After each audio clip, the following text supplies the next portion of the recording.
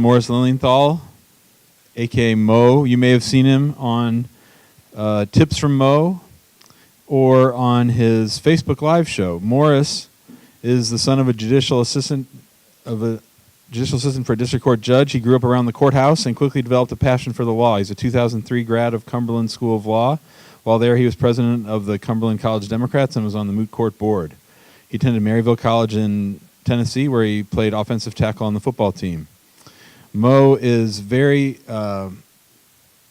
kind and very generous with the information that he gives to his clients. He spends a lot of time working with the March of Dimes. I think he's going to talk a little bit about that. He's also, like Mitch, a Rotarian, and he does a lot of community service. He's a great role model for all of us, so we're really glad to have Mo. Thanks, Mo. One of the things that social media allows you to do is to stay top of mind. And so we're going to talk about how do you do that and how do you go along. And I want to give you some of the philosophies first behind it. So I think one of the things you have to keep in mind is that consumers don't trust companies, right? And then not only are we companies, but we're lawyers. The lawyer jokes are out there for a reason because there's a lack of consumer confidence. So the count's already 0-2, right? It's 0-2 against us. So what can we do? You know, got that baseball analogy going on for the game here in a little bit. But what can we do? How do you reverse that trend? How can you come out and get people to connect to your law firm, get people to connect to you? Well, what do consumers trust? They trust people. They trust people. So a lot of times you'll hear people talk, and you'll talk to lawyers, and you'll ask them, what's your most valuable asset? And we just heard Seth talking about reviews. Your most valuable asset really is your reputation. And that's what you're doing online, is building your reputation.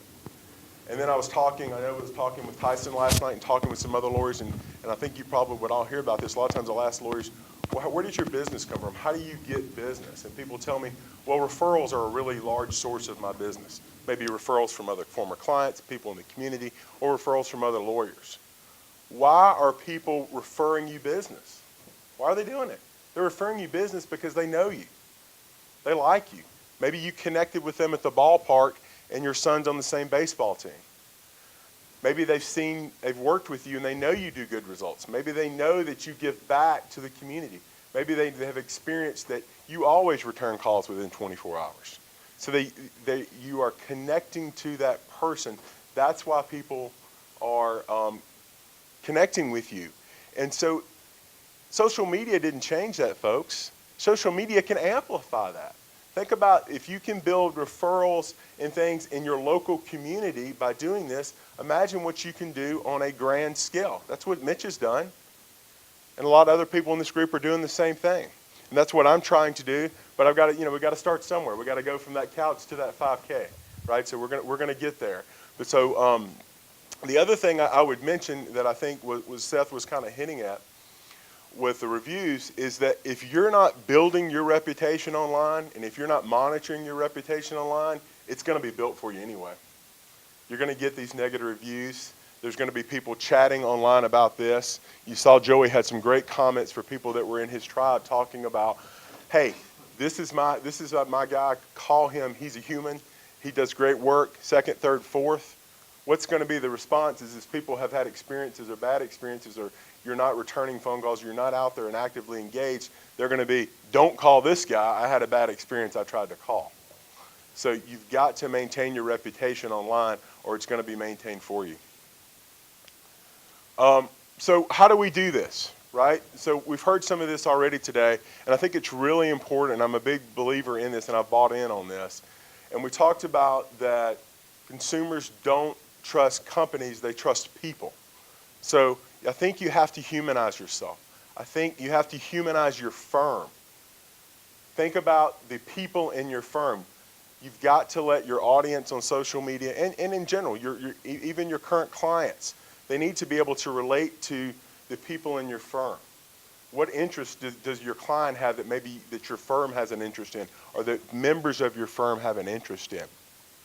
So what we try to do is to try to humanize yourself. What things do you support that your community might want to support, or what they already support? that you could make a relationship or a connection to them in.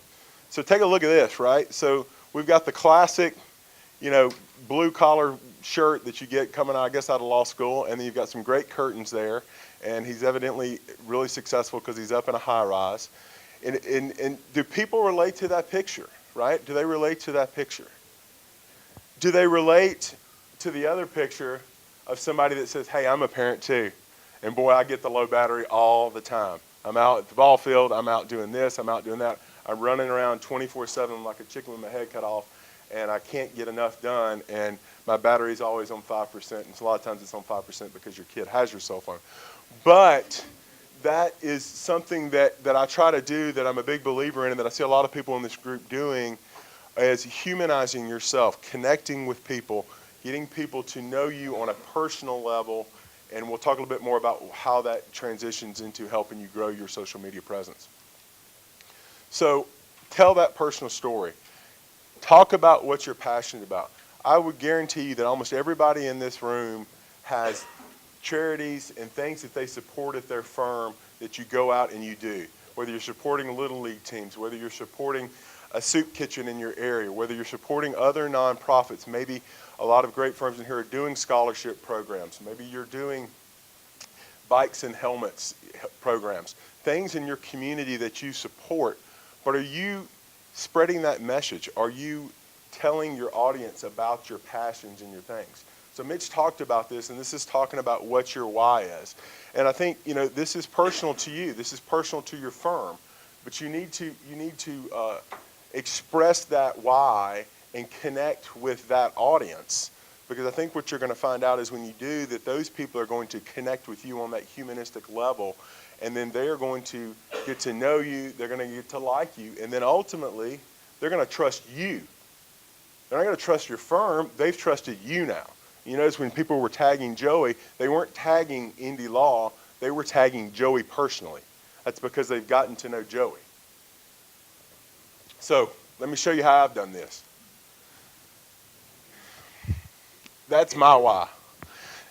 And pardon me if I get emotional.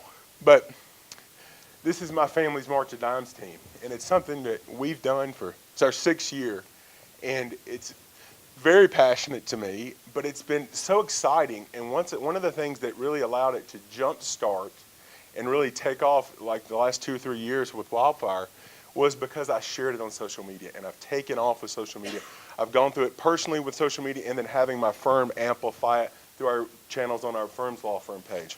So I want to talk to you a little bit about how you can do that and give you some examples of doing that, because it doesn't have to be the March of Dimes. Again, any of these things that you're passionate about, find it and connect with that audience, and connect not only with that audience, but allow that audience to connect with your audience. So this is my son Wyatt, and so one of the things that we did was we try to come up with clever ways to show our why and to spread that message, right? So again, a lot of us in here are wearing different hats. I'm trial lawyer, I'm marketing director, I'm taking the trash out if I need to, doing whatever it is at the firm that needs to get done. What you're going to notice about some of these things that I'm showing you, these are not complex things to do, and I can assure you they're not costly things to do. Now, there's a lot of that you can do, and if you've got the resources to do it, that's phenomenal. But I want to talk to you about doing it from a small firm perspective. Let me show you this video real quick, and then I want to talk to you about it.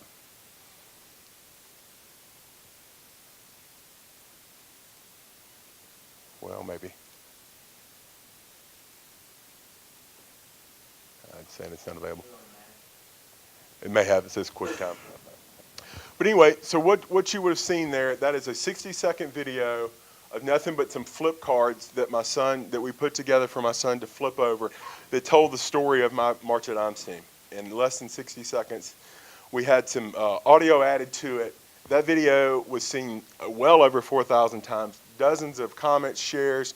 I had the local state March of Dimes was sharing it out. I had other organizations sharing it out. But aside from my son doing it in the first shoot, I was fully expecting to do that in like 15 shoots. We did it the very first time right, which is very rare. But I shot that with my iPhone. I didn't bring fancy equipment or do anything like that. If you got it and you got the resources, that's phenomenal. But I shot it with my iPhone, and then we just added a little bit of music to it, and it helps amplify our message. So that's the story behind Team Will. We've had just an awesome time with it and sharing and doing, and I'm going to tell you in a minute why it's so important.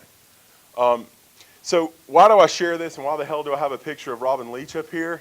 Right? Because I think people think a lot of times, and a lot of our clients think we're up in an ivory tower, that bad things don't happen to us, that everything is champagne wishes and caviar dreams. That's the Robin Leach connection. So, but we're not. Bad things happen to us. We have Murphy's Law happen to us every day. And I think when you humanize yourself, or you find that cause that you connect to, and you do, then I think you relate to your clients. And so we're real people with interests, people with hobbies. So we've got a lot of people in this room that have really cool hobbies or things that they're very passionate about, whether it's running, it's nutrition, whether it is anything that you have a passion about. There's going to be a lot of times a community for that, right? So connect with that community. Share your story in doing that. Humanize yourself. Take people in your firm that maybe they have a cause and connect with that community through the other members of your firm. So I think it's something that if you'll just take a few minutes and really spend some time thinking about what your why is, and there may be a couple of things that you can support and do. So what do we do? So there's just some practical stuff, because I want to kind of give you some ideas of what you can do when you start thinking about how you can implement this into at your office. So we have a website, but it's not a full website. It's a web page. It's a page on the Martinson and Beeson website. And so that's just a redirect. But when we have the state and other state March of Dimes teams sharing out our content, and it's linking back to the Martinson and Beeson page on the Team Will site, we have thousands of views on that website. So people are coming on to read about our story, and then when they get onto my law firm's website, hey, this is a lawyer doing this? This is not some, other nonprofit or somebody, the March of Dimes website that's doing this. And so we do fun graphics like this, and this is about 2 years ago, and I got a couple of nasty messages that how dare I put my 5-year-old in a 10-foot basketball goal, but we did not. That was photoshopped. So we try to have fun with it. We have an active Facebook page where we share information and share stuff out, and then we'll drive some traffic back to the Martinson and Beeson page, the Team Will page. But have fun with it. Come up with interesting things that you can do to engage that audience. And again, folks, this is a 6th grader in my wife's class can do this for you if you can't do it. I mean, I'm not talking about high-end stuff. This is just ways to engage. So now you're sitting there thinking to yourself, well, great, he's a nice guy, bad thing happened to him, he's raising some money, that's nice, but what the hell is it doing for his firm? What's it doing for him? So let's talk about that for a minute. So in the last several years, I've made a tremendous amount of connections to using my why and social media to connect with influencers in various parts of the state and really around the country. I just had a conversation with the National March of Dimes about having one of their people on my show coming up soon. And it wouldn't have happened if I hadn't done this. But I'm getting asked to go speak at a lot of things during basically the March of Dimes big fundraiser time is from January to April when the walk is in our area. I've been asked to speak at a lot of the kickoff meetings for a lot of the corporate events. So I was asked to speak to all the partners all the managers of the Publix and district managers for Publix grocery stores in North Alabama and South Tennessee. And so they bring me on as a face of the March of Dimes to speak and tell about my story. But now these people are following me on social media. In fact, I posted a picture the other week when I was speaking at the Publix kickoff meeting, and I tagged National Publix and tagged some other people on some of the platforms. I had somebody that for some reason follows Publix but reached out to me to want to make a donation, and I said, well, here's the national page you can do, and if you're willing, you can make a donation to my page. And she made a donation to my page. Now this person is continually following me on social and making routine comments. That all came out from a post there that I was doing. I've made a couple of really good radio connections, people who are radio DJs that have a really big following in our market. They support the March of Dimes. I've been on their show 5 or 6 times. And in fact, I got to know these guys so well that they have been on my Facebook Live show and were hilarious. And one of the guys was the roving reporter for the Jay Leno show for 2 years. So pretty cool guy, and I've gotten some business out of that through their network. And this is the other cool thing, and this kind of goes back to some of the things that we were talking about with the reporters. So I've been able to get asked to be on the noon television show and the morning show several times to talk about the March of Dimes and our efforts. And so what that's done is allowed me to connect with those reporters and do. And when I was in there, made a new connection with a new reporter and had a great interview, and I left, and I think Joey hit on this with Bomb Bomb. I sent the reporter a Bomb Bomb email and said, thank you so much for taking time out of the noon show to have March of Dimes on. I really appreciate you allowing me to come be an advocate for them. Well, she was blown away, by the video email. She thought that was pretty cool, she said. But then she came out to our house, and that's a picture from the interview. And she did like a 10-minute piece on my wife and I in the March of Dimes. But now what I've done is now I've made a real human-to-human connection with this reporter. So now when we had some scandals going on with our governor, we've always got scandals going on in Alabama. We had written a blog post kind of trying to newsjack what would happen with the election and what if he was removed from office and certain things were going on. And so I sent her an email and I said, hey, just wanted to reach out to you. We just did a story on the news blog on this. We thought this was really, a lot of people are going to be asking questions about this. So I was a trusted source for her. She said, this is fantastic. I'm going to share this with the newsroom, and we're going to reach out to you about having comments on it. So that's how I'm making it and turning some of the personal things that I'm doing that are the right thing to do for the right reasons, but how I'm taking that social media and then growing my influence and growing connections within my community. Right? But I want to share that there are a lot of other folks in this group that are doing great things and give you some examples with this. So Bernard's a good friend of mine, and Bernard and his brother have a really good heart, and they do a lot of great things in their community.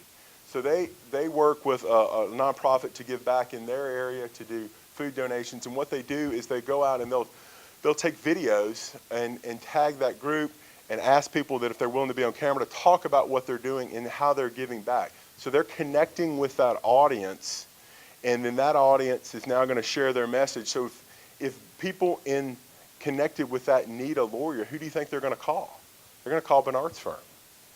And then another idea, or another example of a way of showing your why or your interest or your passions, maybe not necessarily nonprofit related, but a great way of doing it is what Guy does.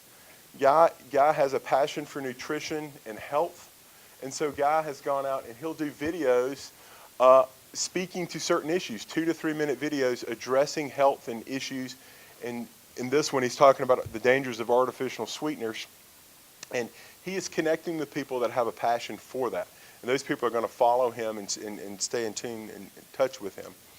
So, in short, embrace your whys, share your passions on social media, and you'll connect with people. And then you take those consumers who don't trust companies and don't trust lawyers, and they're going to trust you as a person. Have fun with it. Big Mike's back here. So Mike, if you met Mike in the back alley, he might be pretty intimidating with the bald head and the rockin' beard. But he has so much fun with it, and I just met Mike for the first time in person last night, but I knew I was going to like him and enjoy him because of his post, right? I mean, how awesome is these flowers in the beard? And anybody that's rocking Tupac socks is a friend of mine, so those are awesome. And so have fun with it, and this is a cool picture, I think a selfie after a trial victory that I thought was really cool. And so I have fun with it, and I do these weekend work shirts. And so let me give you a little story behind that. I have Quirky shirts. I'm not a Quirky sock guy. I'm a Quirky shirt guy. So I just noticed that on Saturday mornings, I get to the office really early to do some work, and I have all these cool shirts on. And I'm thinking, man, let me share this with my social following, right? And so it's so fun. People get involved in it and really take off with it. But I'll tell you, what it has is there's a real undertone for this. So if you think a little bit deeper about what you're doing with some of your posts, you can have some really cool undertones. So I'll give you what the undertone with this one was. So I had somebody reach out to me about 8 months ago to ask me to be on a state board.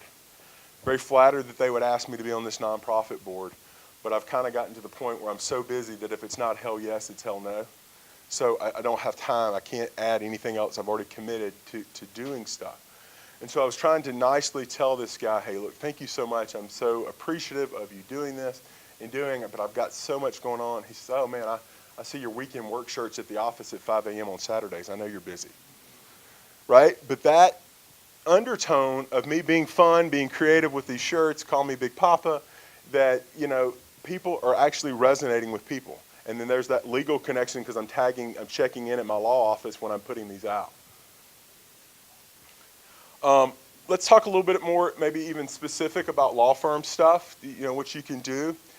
What I would say is think about your unique competitive advantages, your UCAs, right? What are the things that separate you as either a solo practitioner or a small law firm that you can highlight on social media?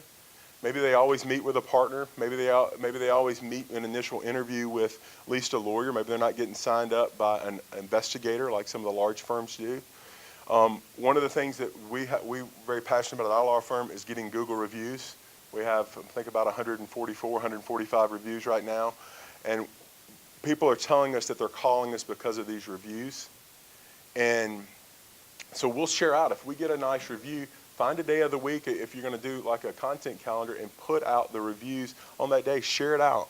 People are really appreciative of understanding that you're doing a good job, and they want to give you feedback if you're getting positive reviews and feedback. Some other things that we have done that I've found success that I think I mentioned on the podcast episode that I was on was we've had some good traction with some contests on social media. So in Alabama, there's only one thing, and that's football, and it's Alabama or Auburn football. And right now, Alabama's king. Sorry, John. But it is, and so what we decided to do was we were going to do a Facebook contest giveaway where we were going to give away some Alabama football tickets.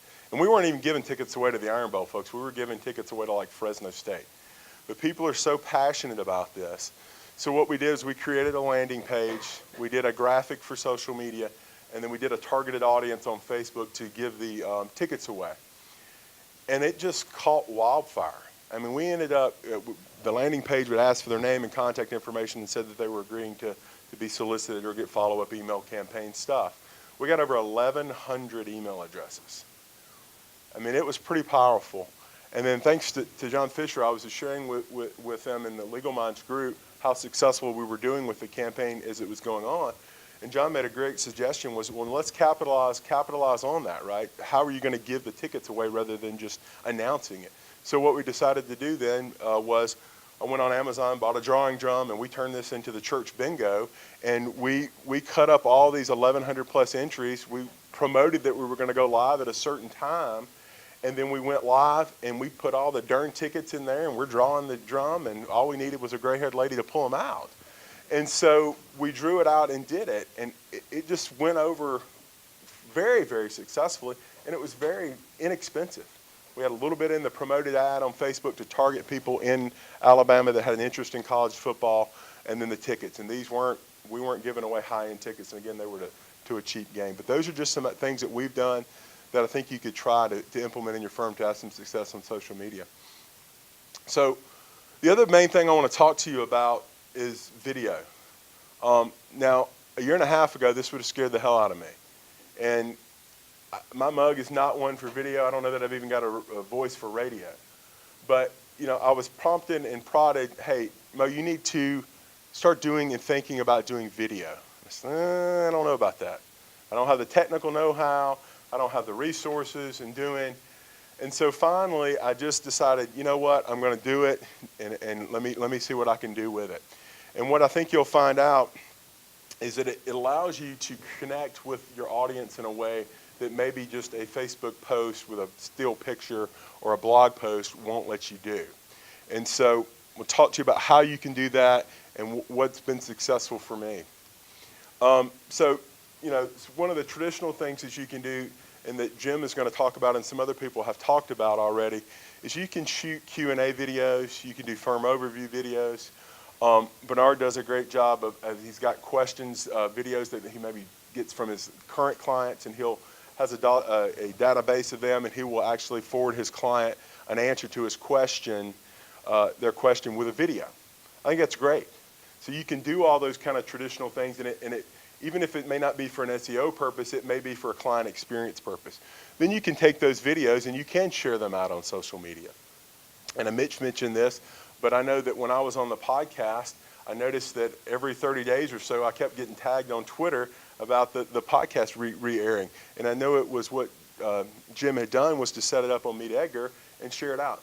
And these are all really easy to do things. You don't need a marketing guru to do this. If you got one, rock on, but I don't.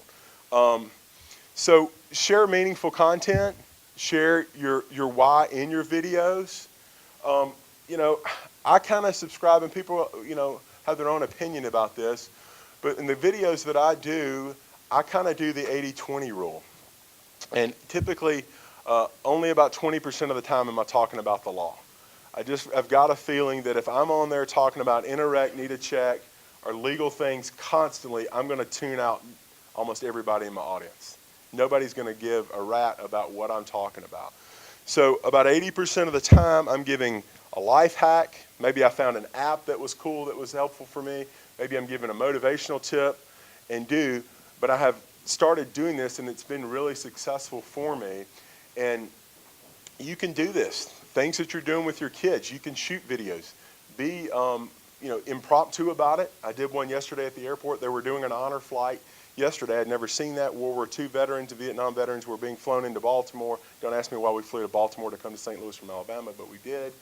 And so, but I thought, you know what, this is a cool experience. I've never, you know, experienced this, but I think a lot of people in my social media following would really like to see what it looks like to see all these people getting off the plane and people waving flags and doing it. So I just jumped on Facebook Live and did it. But you can also be, you know, thoughtful about it. But this one, to give you an example, this is one from about a month ago. And what I did was, when things come up at the office, and you hear a lot of people tell you about how do you come up with FAQs, just start writing down questions that you get all the time or things, or have your staff do it. I think that's great. But that's how sometimes I come up with my tips. And I had a client, and we were talking about coverages, and she didn't know what coverage she had or didn't have. And so that's where a tip came from. And this is more of the legal related, but it's almost somewhat consumer related too. Talking about your deck page, reviewing your declaration page, knowing what coverages you have and what you don't have, and knowing it on the front end before it's too late, right? And so that was something that I did. And so what I do is I'll take my phone and I'll just turn the sucker around just like this. There's nothing fancy to it. And I shoot that video, and it's usually 60 seconds or less, just because I don't think people have a big attention span for much longer than that. And I've done some with a little application called Clip-O-Matic, and I think there are a couple others out there that will actually put the captioning on it, and so it'll do the captioning, and then you can go in real quick and edit it and do. So that way if somebody's sitting around flipping through Facebook or Instagram or somewhere, and they're in a position like right now, if you're paying attention on your phone, you couldn't hear my tip if you're not paying attention to me now, but you might could read my captioning. So just think about it, and I just call it my hashtags tips from Mo. And I've done this, I've probably got a couple hundred out there so far in the last year or so. But, you know, what I try to do, I thought it would be, if it'll play, I thought I would show you one, and I thought this one was very appropriate for today's conference because it certainly applies to me in today's conference. Who do you surround yourself with? Think about that for a minute. When you're working and networking with others, you don't want to be the smartest person in the room. You want to grow by having others share ideas and foster things that maybe you haven't thought of or that's not in your wheelhouse. So that's what I'm doing this week. Here it's the end of the week here. Thursday and Friday I'm at a legal conference surrounded by lawyers from all over the country to help me learn and grow to better serve my clients and to become a better lawyer and a better businessman and a better boss. So think about who you surround yourself with. You want to surround yourself with others who can help you grow in a personal and professional setting. That's your tip from Mo today. Tackle today, everybody. That one was, I was at another marketing conference, and I was talking about you don't want to be the smartest person in the room. Who do you surround yourself with? And I thought it was very appropriate for the position, the conference that I was at, and it was applicable to that. So that's what I did, and that's, you know, it's not hard. It's really not. You know, just get used to it. You take you a little bit of time. Once you get 10 or 20 into it, I think you'll find that it's pretty easy to do. And then basically what I do is then I just natively upload those up to each social media platform. I may change the intro some here and there, but those videos get a lot of traction. And I mean, I've really been blown away that I've been out in the community and people will talk to me and say, you know, either lightheartedly give me a hard time about it, which means I know they're watching, or people telling me that they enjoy them. I had someone that I went to college with. To be honest, I didn't even remember her. She was on the soccer team, I was on the football team, so we would cross paths in the training room. And then she messaged me and said, "I'm loving your tips for Mo. My husband and I sat down the other night and watched a whole bunch of them." Who the hell would think they'd want to sit down and do that? But they did. Yeah, well, the other thing I want to encourage you to do is consider starting your own live video show, right? So if 60-second videos scare you, then this is going to really scare you.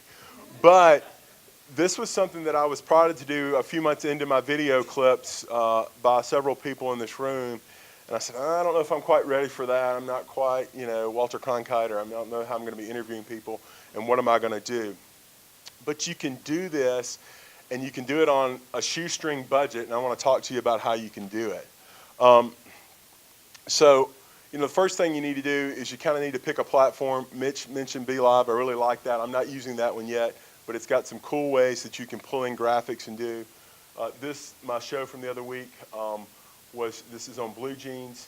And basically, so if you're not familiar with it, basically what it is, folks, is it's a web conferencing platform, just like you would use to have a web conference with an expert in another state.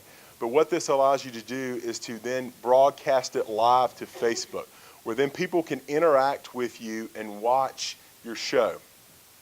You want to make sure that your guest has a good fast internet connection. You want to make sure you've got pretty good audio, pretty good lighting. I typically wear headphones, and they're not high-end or anything like that, just to prevent any echoing, to make sure I can hear what the guest is saying and there's no feedback or issues with that. But one of the things you want to talk about is kind of figure out what you want to do your show on, and that's about as wide open as you can think about it. So mine is called themoshow.live, and what I've done is I've decided that I wanted to focus on local, and then hopefully, as I'm growing it, larger influencers in my community, people who are making a difference in my community.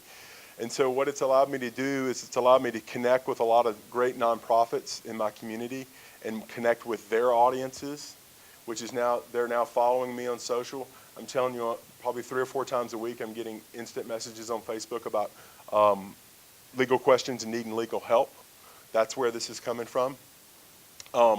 And so I've been able to interview one of the local mayors who's of the fastest growing city in Alabama.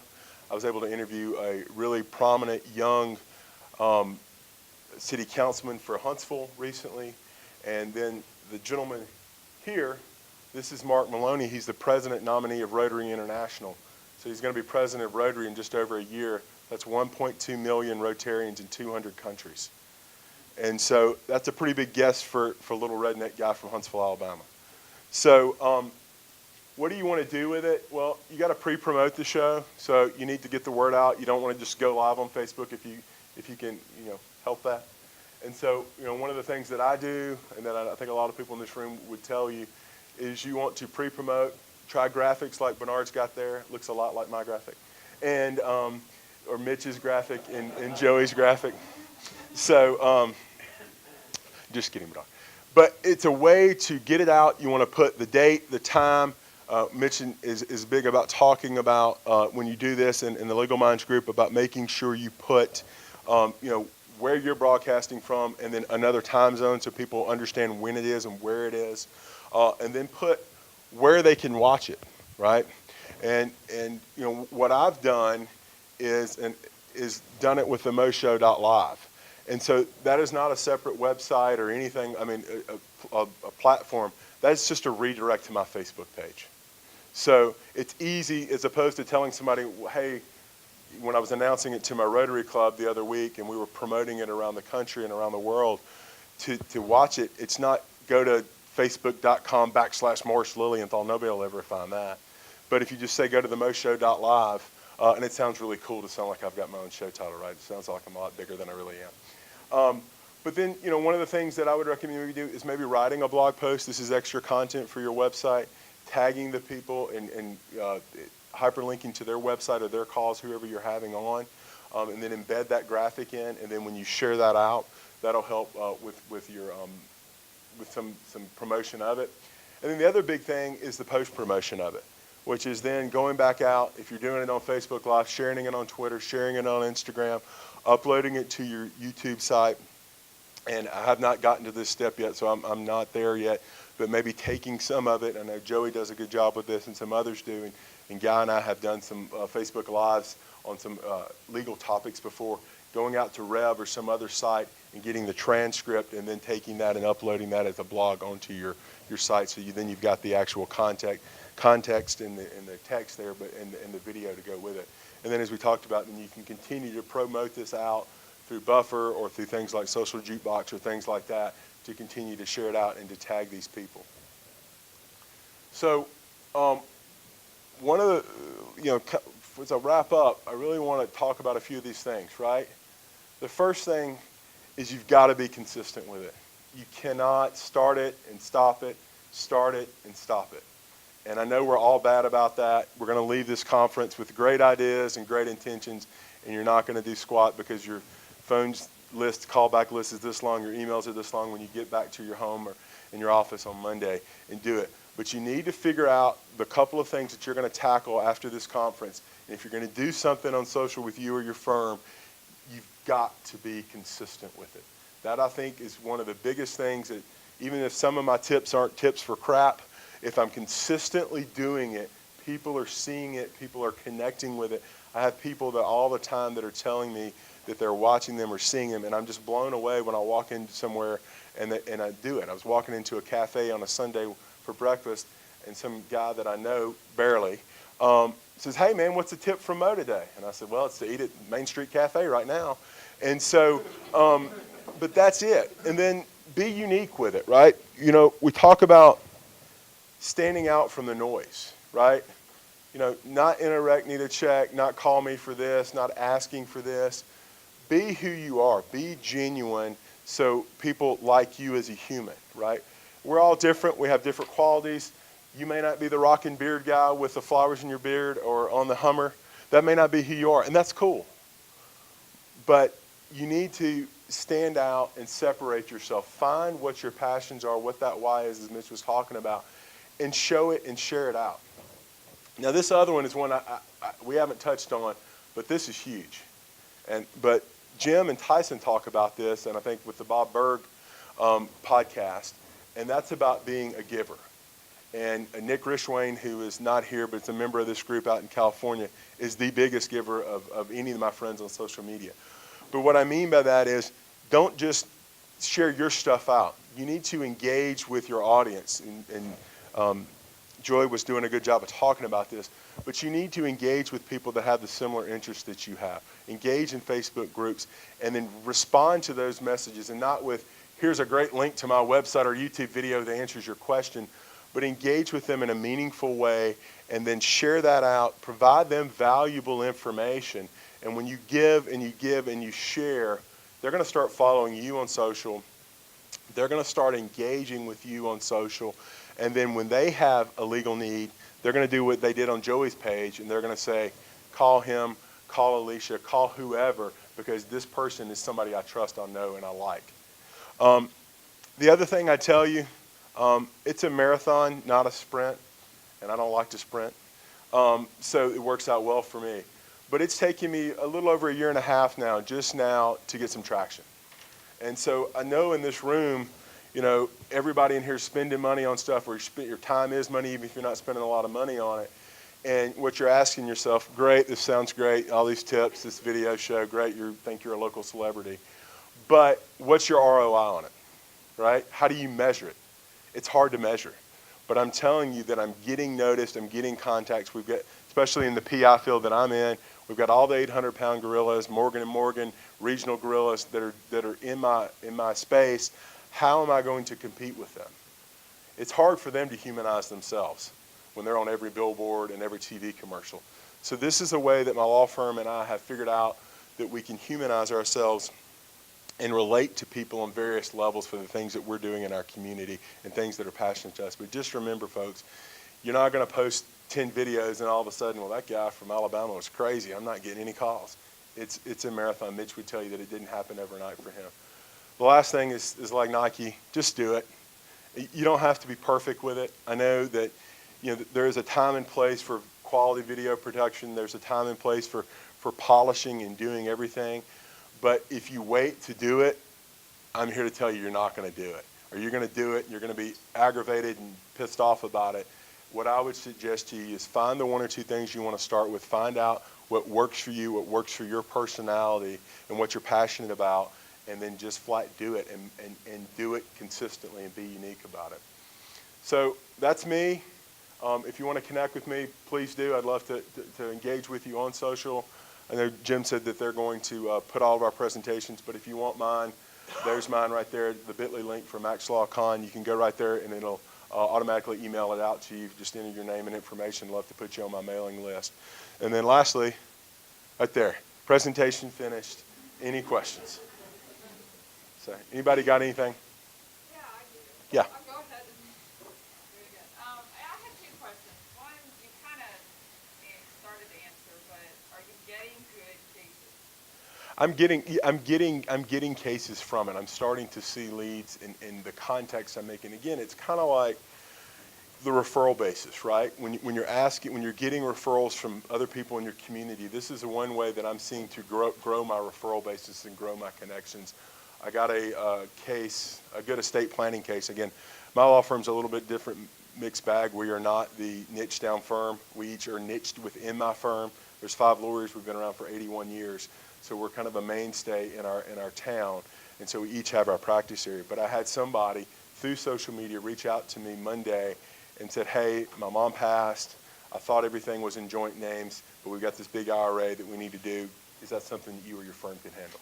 But that was a person that I made a connection through social, and if I hadn't been doing what I'm doing, she never would have contacted me. And I'm getting stuff like that 8 to 10 times a month. I got one yesterday on Quora. Somebody asked about like a company relocation, whatever, and I know a tiny little bit about that. So I gave them a little bit of whatever, but you need to contact a lawyer.